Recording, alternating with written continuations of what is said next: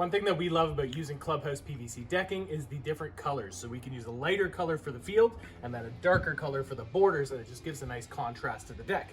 Now, there's a couple of different styles you can do your border. You can miter all of them so you have a 45-degree angle, or like you see here, you can do a staggered herringbone. So basically we're just stepping each piece back by 5.5 inches, and then we've left the gap in between all of them. Now, one of the advantages to doing the staggered herringbone is that as these boards shrink and expand through winter and summertime, you're not going to notice it as much because it already has that consistent gap between all the pieces.